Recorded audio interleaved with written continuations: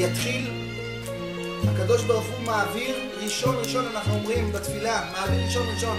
עוברים לפניו כבני מרום, אומרת הגמרא בראש שנה י"ח. אמר רבי יהודה, שהקדוש ברוך הוא בראש השנה עוברים לפניו כבני מרום. כל באי העולם כבני מרום. שואלת הגמרא, מה זה כבני מירון? מה זה כבני מירון? מה זה הדבר הזה? 3 דעות בגמרא. אחד מהם, כבני מירון, זה כבני מירון, הכוונה כבני אימריה. מה זה כבני אימריה? שהיו עושים עשירי לדיר, היו צריך להסיר את כל העשירי שיוצא לך בצאן שלך, אחד. היו מעבירים אותם אחד. ככה, מגיע העשירי, נותנים עליו מכה של הצבע האדום, שהוא עשירי קודש להשם. אותו שוחטים, לוקחים אותו לקורבן. העשירי הזה לא יודע מה הולך להיות איתו. אבל כמו שמעבירים אחד, ככה הקדוש ברוך הוא מעביר אחד. פירוש שני, כמו כמעלות בית חורון. מעלות בית מירון. מה זה מעלות בית מירון? שזה היה מדרגות שהיו עוברים על גבי גשר והיה תהום פעורה מצד אחד, פעורה מצד שני, והיו עולים והיה מפחיד. אז ככה, והיו עוברים אחד את הגשר, כי אי אפשר לעלות הרבה בבת אחת, ככה השם מעביר אחד. פירוש שלישי, כמעלות בני מירון, כחילות בית דוד. קשר. מה הקשר ומה צריך 3 פירושים? שואלים כל המפרשים, מה צריך הגמרא צריכה להביא 3 פירושים? מה זה מעלות בני מירון? הקדוש ברוך הוא מעביר אחד. מה משנה אם זה כבשים? מה משנה אם זה חיילים שעוברים אחד? מה זה משנה אם זה כמו בן אדם שהולך במדרגות? אחד. מה זה משנה? אתם רואים, אפשר, אומר רב חיים מוולוז'ין, שבאמת אין מחלוקת בכל הפירושים האלו שיש בגמרא. אם כבני מרום, אם כחילות בית דוד, אם כמו הכבשים, אין הבדל. זה הכל דברים שאדם ביום הדין, איך הוא מגיע ביום הדין. מה הכוונה? מספרים סיפור על אחד העגלונים שהלך יום אחד, ביקש ממנו בעל סחורה להעביר סחורה. בא להעביר סחורה, לעבור את הגבול, קנה סחורה, אמר, תשמע, אני חייב למצוא עכשיו מישהו, גבר, שיסכים להעביר אותי את הגבול. אם אני עובר, אני מתעשר, נהיה עשיר מופלג. אבל תשמע, מי מסכים להעביר אותי? זה פחד אלוקי. אם אתה זה, מאסר עולם, ידונו אותך למוות, תיקחו לך את כל הסחורה. מי מוכן? חיפש, מצא מישהו. מצא מישהו שיקח אותו לגבול. עולה על העגלה, מעמיס את כל הסחורה, 2-3 סוסים, לוקחים אותו. כבר כמה קילומטרים לפני, כמה שעות לפני, העגלון רואה את הבעל הסחורה, כולו משקשק, אדום, כחול, מרחיב צבעים. מה אתה משקשק? מה קרה? יש לנו עוד 5-6 שעות שנגיע לגבול, גם מה? בסדר, מה אתה משקשק מעכשיו? מה אתה פוחד? מה לא, מה, אתה יודע מה זה? אני יכול להיות עשיר בן רגע ואני יכול להיות עכשיו, אני בן רגע ייקחו לי מה יהיה לאשתי, מה יהיה לילדים שלי, ועכשיו יאסרו אותי ויתנו לי אנשים קשים. אתה יודע איזה פחד, זה הגבול הזה, זה פחד אלוקי. טוב, העגלון ממשיך, והזה באמת ממשיך לראות כל הדרך, העגלון ממשיך. לפני שמגיעים לגבול, איזה קילומטר לפני, בעל הסחורה רואה את העגלון, פתאום מתחיל להזיע, עגלי זהה, טוב עליו. אבל מה אתה קשור? יתפסו אותי, אבל מה אתה קשור? אמרנו, תשמע, אני עדיין מקום סכנה, אני יודע פחד, מקסימום יקחו אותי לחודש, תיקחו לי את הסוסים. גם לי זה מפחיד, גם לי יש רגשות, מה אתה רוצה? ככה, אבל הסוסים ממשיכים, סוס, מה הוא מבין, ומה זה, הסוסים ממשיכים. ככה הגיעו לפני שהגיעו לזה, פתאום הסוסים התחילו ליצול, התחילו לעשות רעשים. רואים שגם הם מתחילים לפחד, בדיוק כשהגיעו לגבול הרגישו שמשהו פה באמת, זה, ניסה להשתיק אותם. ככה עד שהם הצליחו לעבור את הגבול בשקט, עברו את הגבול. אומרת הגמרא, יש 3 סוגי אנשים שבאים ליום הדין. יש 3 סוגים שבאו ראש השנה, הם באים. יש אנשים שהם כמו העגלון, כמו הבעל הסחורה, אבל לפני הרבה שמגיע ראש השנה הם מפחדים. הם כל הזמן מתפללים, הם עושים מעשים טובים, מקבלים על עצמם קבלות ותשובה, צדקה ותפילה, מעבירים את רוע הגזירה. תשמע, יום הדין יכול לגזור עליי פרנסה, איזה פרנסה יהיה לי, כמה אני אצליח בעסקים, כמה השנה יהיה עונה טובה, ירד גשם, לא ירד גשם, כמה אצליח בעסקים, מה יהיה עם אשתי, מה יהיה עם הילדים שלי, זה חיים, מוות, יהיה לי ילד השנה, לא יהיה לי ילד השנה, הילד שלי יצליח, הבן שלי יתחתן, הבת שלי תלך, כל הדברים בעולם, זה משמעות מאוד, זה פחד אימי. זה כמו חילות של בית דוד שהם מפחדים כל הזמן. חילות של בית דוד, מה יהיה במלחמה? כל רגע יכול להרוג אותנו מישהו. כמו חילות של בית דוד. יש את בעל העגלון, אנשים שלא, תשמע, לא מתכוננים באלול, מה אכפת להם? לא מהסליחות, מה אכפת להם מהימים נוראים? מה יכול להיות? אבל כשמגיע יום-יומיים לפני ראש השנה, הם כמו העגלון שמתחילים להגיע לפני הגבול, מרגישים קצת סכנה, מרגישים, תשמע, אולי זה באמת אמיתי, אולי באמת יש... אולי באמת אני אעשה מעשה קטן, באמת השם ייתן לי שנה יותר טובה ומוצלחת. אולי משהו, זה כמו מעלות בית חורון, זה המדרגות האלו שתהום פעורה מתחת, וכל אחד שיש לו תהום פעורה מתחת ועובר אחד-אחד, הוא מפחד, מקום סכנה. זה האנשים שממש לפני ראש השנה חוזרים בתשובה. אבל יש אנשים שכמו הסוסים, כמו בני אימריה, כמו הכבשים האלו שעוברים אחד-אחד ולא מבינים ולא יודעים, זה כמו הסוסים האלו שעד הרגע האחרון לא עושים תשובה, עד הרגע האחרון, עד שהם באים בנעילה וזועקים, השם הוא האלוקים, השם הוא האלוקים, עד הרגע האחרון. כמה שבן אדם מקדים יותר, אז זה הקדוש ברוך הוא מעביר אחד-אחד, מעביר את כולם ביחד. וזה אתם ניצבים מהיום כולכם, כל אחד ואחד עוברים לפניו כבני מרום, כל אחד ואחד הקדוש ברוך הוא בודק אותו, מה המעשים שלו, כמה הוא עשה, מה באמת השתדל, מה הספיק השנה לעשות. זה אתם ניצבים מהיום כולכם, אבל אומר רב חיים מוולוז'ין דבר יפה.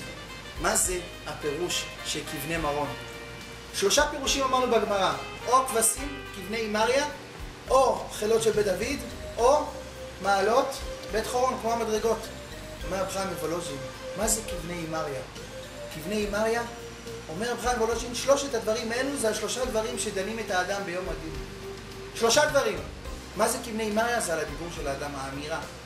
על הדיבור של האדם ידונו אותו, מגיד לאדם מה שיחו. כמה דיברת דברי תורה, כמה היית בשיעורים, כמה התפללת השנה, כמה אמרת ברכות השנה, מה אדם עושה בברכה, בסך הכל מברך דקה אחת, לפעמים בולים את הברכה, שהכל נהיה מדבר, בוא פריאה, נדבר ברכת המזון, סגולה לפרנסה, ואנשים חוטפים אותה, מחפשים סגולות. יש לך 2 דקות, תשקיע ברכת המזון. כמה הדיבורים של האדם זה כבני אימריה. וזה מה שאומר הנביא. הנביא אומר, כי בו יוצר הרים ובורא רוח, ומגיד לאדם מה שיחו. מה זה כי בורא הרים ויוצר רוח? שאלה בן איש חי. מה הקשר בין תחילת הפסוק לסוף הפסוק? כמו שהשם בורא רוח ויוצר הרים, כך השם מגיד לאדם מה שיחו. אז זה הגמרא דורשת, מה זה מגיד לאדם מה שיחו? שהבן אדם יתבע על כל דיבור ודיבור, אפילו מגיד לאדם מה שיחו, אפילו בשעה שמדבר עם אשתו. כל דבר ודבר, שיחה אפילו הכי קטנה, ידון אותו. אבל מה הקשר בין תחילת הפסוק לסוף הפסוק? כי יוצר הרים ובורא רוח, מגיד לאדם מה שיחו. מה הקשר? אומר הבן איש חי, למה השם ברא את הערים? למה השם ברא ערים בעולם? למה לא כל העולם ישר? מה צריך ערים, גבעות? מי שילך לסן פרנסיסקו יראה הכל עליות, ירידות, עליות, ירידות. אתה חושב שנגמר הפחד עם מי? יש הרבה מקומות בעולם, יש ערים מאוד גבוהים, ירידות. מה אתה צריך את כל זה? שיהיה הכל ישר. מה לנסוע, תראו בעליות ירושלים, כולם נתקעים. כל אחד, את הרכבים כולם עוצרים בצד. בשביל מה צריכה להיות ירידות? למה? אומר הבן איש חי, למה ברא ערים? כי יש הרבה רוח. יש הרבה רוחות בעולם. אין, מה יעצור אותם? יהיה שיטפונות, יהיה רוחות, היה סידני, היה רוחות, אוריקן, יכולים לשטוף עיירות שלמות, מדינות שלמות יכולים להפוך בכוחות של הרוח. צריך ערים שיעצרו אותם. לכן השם ברא את הערים. אז למה ברא את הרוח? אתה בורא את הערים בשביל הרוח, כדי לעצור את הרוח. אז למה אתה בראת את הרוח? אל תברא את הרוח ואל תברא את הערים. מה צריך רוח? שיהיה קצת אוויר, אבל לא צריך רוח כאלה חזקות. אומר הבן איש חי, לכן ממשיך הנביא ואומר, כי בעוצר הרים הוא בורא רוח. אתה יודע למה השם ברא את הערים ואת הרוח? כדי להגיד לאדם מה שיחו. מה הכוונה? להגיד לאדם מה המשמעות של הדיבור שלך, מה הכוח שלך בהבל פי שאתה מוציא מהרוח, שאדם מוציא מהפה, מה הוא יכול לעשות, כמה הוא יכול להרוס, כמה משפחות שלמות נהרסו, כמה קהילות נחרבו, כמה ערים מזה, כמה נופל, רק בדיבור אחד, הוא לא ככה, הוא זה, אחד מדבר על השני. כמה מחלוקות, כמה לשון הרע, כמה פרנסה של האדם נקטעה בגלל שמישהו דיבר עליו, הוא עושה עליו כל מיני דברים שהוא ככה, והוא זייפן, ואל תסמוך עליו. כמה מלחמות, כמה דברים, רק מילה אחת, לא יודע מה, לא אמר איזה טעות, איזה משהו, מה קרה?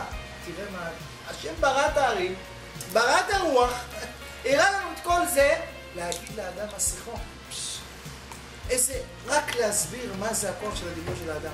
כמה אנחנו ישר אומרים, אשמנו, בגדנו, ביטלנו תורתך, דיברנו לשון הרע, אנחנו ישר אומרים את הדברים של מה האדם יכול לעשות בדיבור שלו.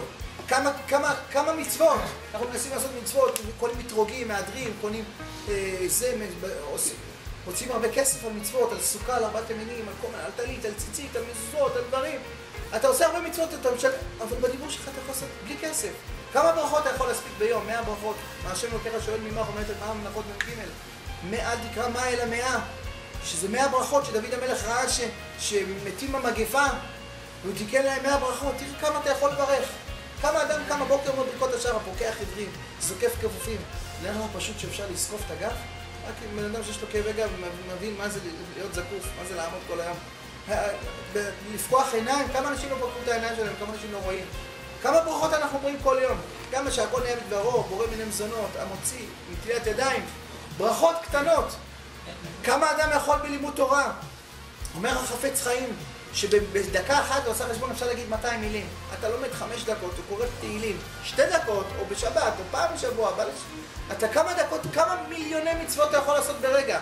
ובשבת שעה אחת זה נחשב, אומר בן איש חי, כמו 1000 שעות ביום חול. כמה בדיבור של האדם, אדם מתאבל כל דיבור ודיבור. כמה באמת הקפדת על הדיבור. צריך לרסן את הפה. וזה כבני אימריה. על זה ידונו את האדם בראש השנה. דבר שני, מה זה כמעלות? מעלות בית חורון. הקדוש ברוך הוא לא דן את האדם, כל אחד ואחד, לפי המעשה שהוא עשה. 2, עכשיו לא התפללו שחרית. 2, עכשיו לא הניחו תפילין. ידונו את אותו אחד משהו אחד, את השני משהו אחד. רגע, ראית מה עם אשתו? מה עם הילדים שלו? מה המצב בריאות שלו? מה זה? השני, ראית מה עבר עליו באותו יום? איזה משברים הוא נמצא? מה המצב פרנסה שלו? כל אחד ואחד, לפי המצב שלו. בן אדם יכול ללמוד תורה, להתפלל, לעשות הרבה דברים, אבל הוא יקבל עונש על המעשים שלו, שבן אדם אחר אפילו בסך הכל יתפלל פעם בשנה, או בסך הכל יניח תפילין פעם ביום, ולא למד ולא כלום, ויהיה אותו דרגה. איך? למה אני אתבע אותו דבר כמו שאני אתבע? אתה התפללת, אתה צדיק, ואתה יכול ללמוד תורה, אתה יש לך ראש. בן אדם יגידו לו בשמיים, תשמע, למה לא למדת תורה? תשמע, לא היה לי זיכרון. לא היה לך זיכרון? לא זוכר כלום, אז מה, אני לומד, שוכח, אז תשמע, לא היה לך זיכרון. וכמה שחקני כדורגל אתה זוכר? כמה פוליטיקה אתה זוכר?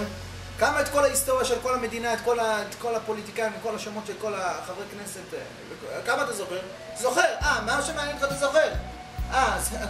אז אל תגיד שלא היה לך זיכרון. תשמע, לא הייתי מספיק חכם.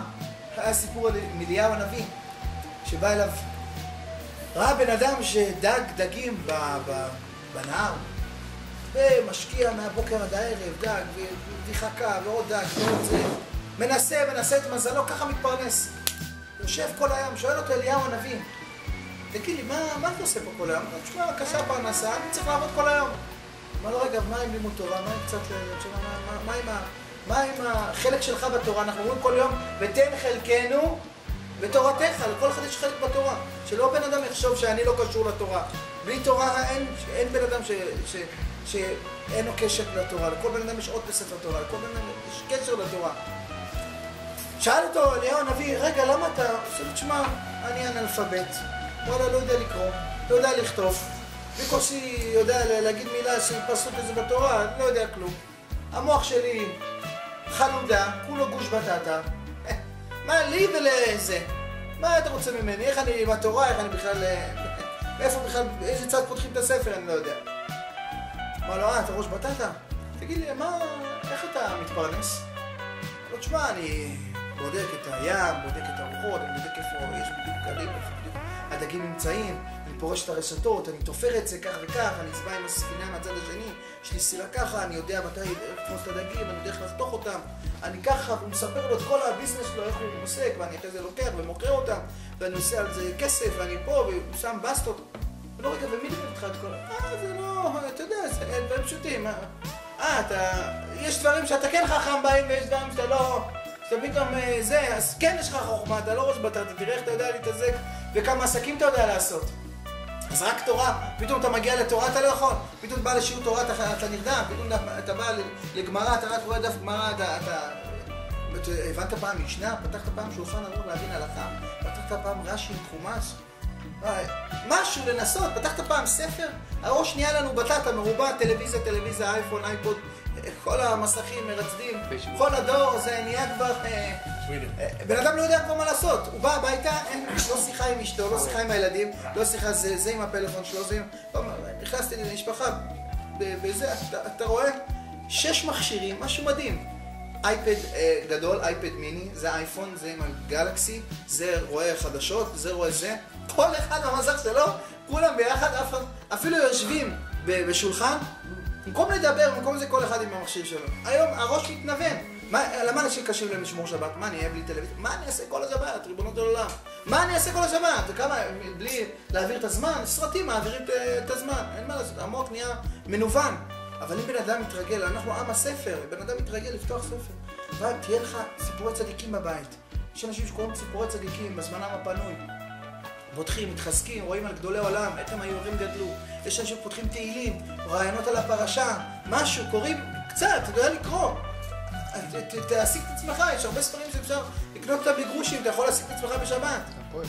כן, יש גם באייפון, נכון, אבל אני אומר, אנשים התרגלו יותר מדי. כל בן אדם יכול, יש לו חלק בתורה. אדם יתבע לפי הכוחות שלך. זה מה שאומרת הגמרא, מעלות בני חרון, כל אחד לפי המעלות שלו. בן אדם יבוא לשמיים, למה לא למדת תורה? למה לא עשית? תשמע, למדתי, לא הספקתי. אבל למדת, והיית צדיק, ועמלת בתורה. אבל יכלת לחדש חידושים, יכלת לכתוב ספרים. מה לי ולספרים? כן, יכלת. מה קשור? אבל למדתי ובאתי לתפילות. לא, אבל תתבע שהייתי יותר.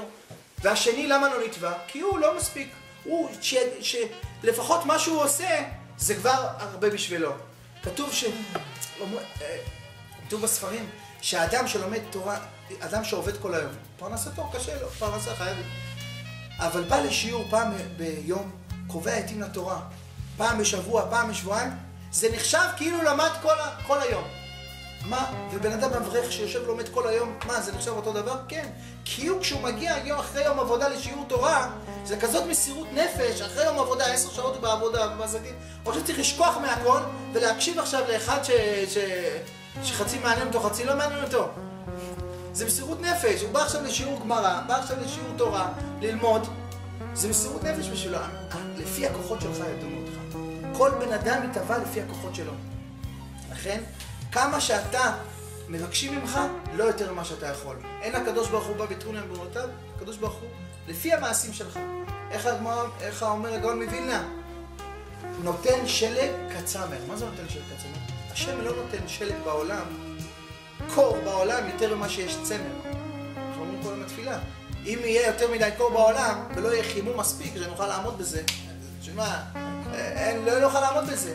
השם לא תובע ממך יותר ממה שאתה יכול. השם נותן לך ניסיון שאתה לא יכול לעמוד בו. והשם נתן לנו את התורה, אם השם נתן לנו מצוות, השם נתן לנו את הכל כדי לשמור, שנהיה בדרך, שלא נסתה ימין ושמאל, נתן לנו את כל האיסורים וכל הדברים, עריות, גזל, כל הדברים האחרים, שנהיה הכל מיושב. אדם יתבע לפי הכוחות שלך. אתה באמת, עם הכוחות שלך ניצלת אותה מספיק, אתה מספיק, אתה מתפלל מספיק, אתה לומד מספיק, אתה מברך, אתה יכול לברך, אתה יכול להניח תפילין 5 דקות, מה אין לי זמן, אין לך זמן, תראה כמה זמן יש לך, בוא נביא לך, תראה כמה זמן, נביא לך רשימה, כמה זמן יש לך. מכירים את הסיפור הזה? על בן אדם שהוא כל החיים, אמר, הרב שלו בא אליו, תשמע, אתה חייב לבוא לשיעור, בוא תלמד איתנו, בוא תזה, למה אתה לא לומד? תשמע הרב, אני לא יודע לקרוא, אני אלפבית, לא יודע לקרוא, מה אתה רוצה? אני לא מבין מה שאתה רוצה, לא מבין מה זה, אין לי סיכוי בכלל ללמוד, זה אומר לו, רגע, אתה תגיע לעולם האמת, שאלו אותך, קבעת עתים לתורה? עסקת באיזה... שואלים לו, נעשית ונתת באמונה? כל העסקים שלך היו כשרים 100%, שיזל דבו אז את העסקים. קבעת עתים לתורה? ציפית לישועה?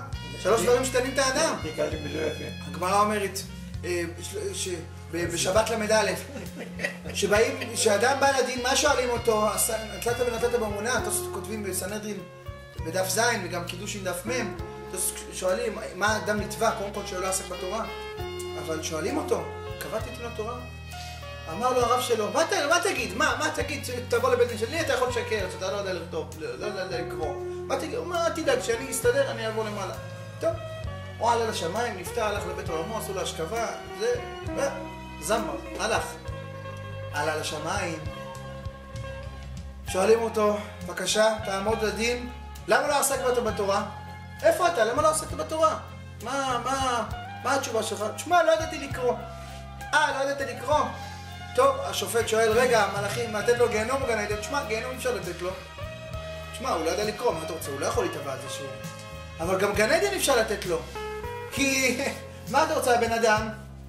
לא למד תורה, לא עשה שום דבר. גם גן עדן... מה נעשה? טוב, אחד המלאכים אמר, אתה יודע מה?